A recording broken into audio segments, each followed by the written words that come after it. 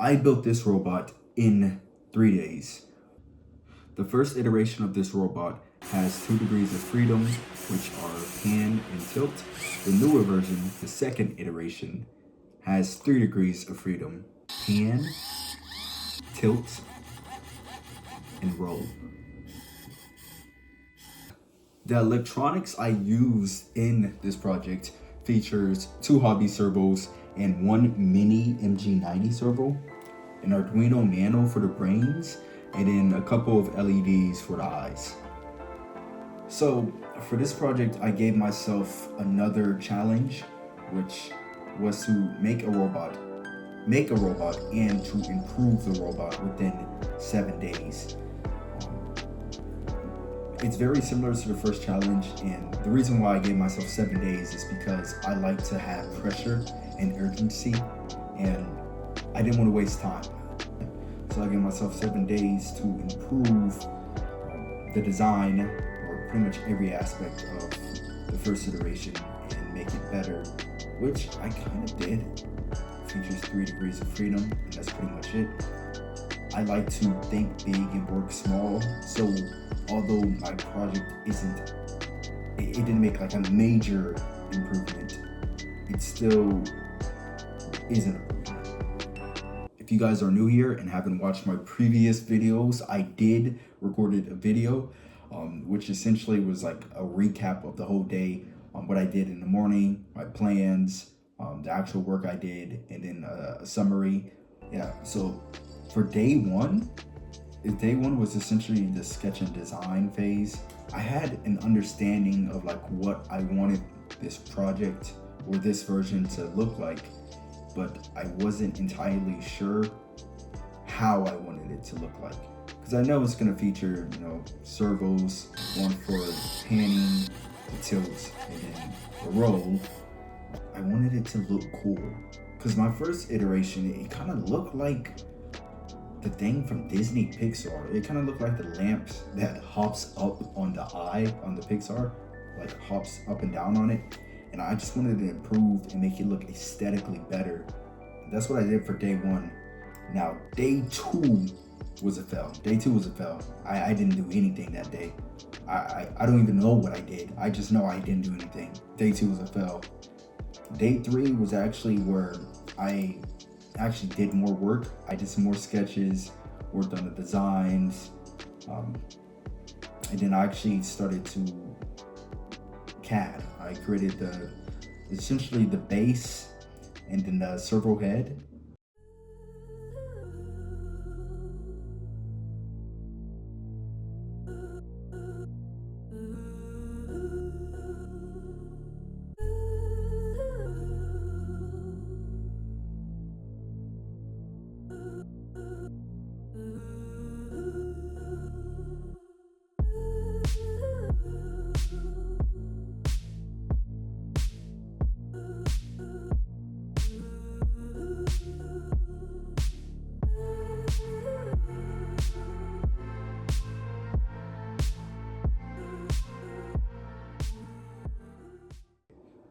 Day four was essentially the same. I just finished up the CAD design by modeling the face. I did some more sketches. I really wanted to make sure that I get the face the way I envisioned it inside my mind right. And that's what I did. Just finish up the CAD model.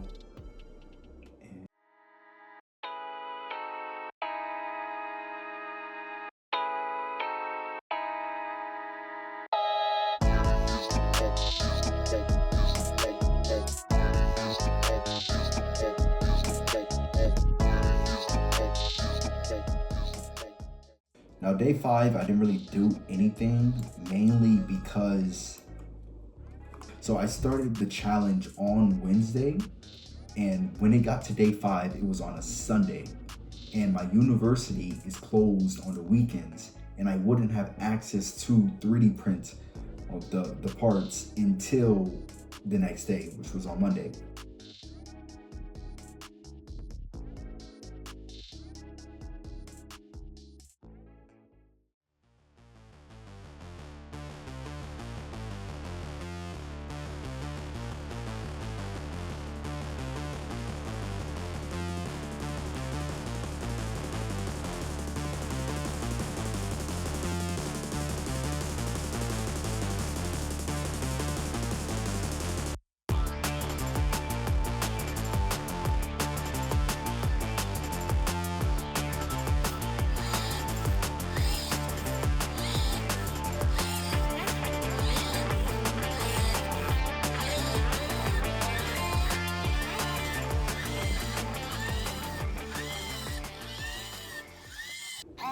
did run into some problems. I think the main thing that frustrated me whenever I was doing the testing and analysis of the robot and programming it was that I wasn't able to move all the circles in the positions I wanted to because two of the circles were, I don't know, I think they're broken or something's wrong with them where I cannot access the zero position, and whenever I input the movement to the zero position, it just stalls and makes this screeching sound for some reason. And that's one of the problems. The other problem was that I do not have a sufficient power supply to power all the servos. So whenever I run the code for all three servos moving simultaneously, it doesn't move all the servos. Like two servos would move and one servo won't move to that position. And that's one of the problems I had. Actually, the main problem I had. It just died. It literally just died. Oh my gosh.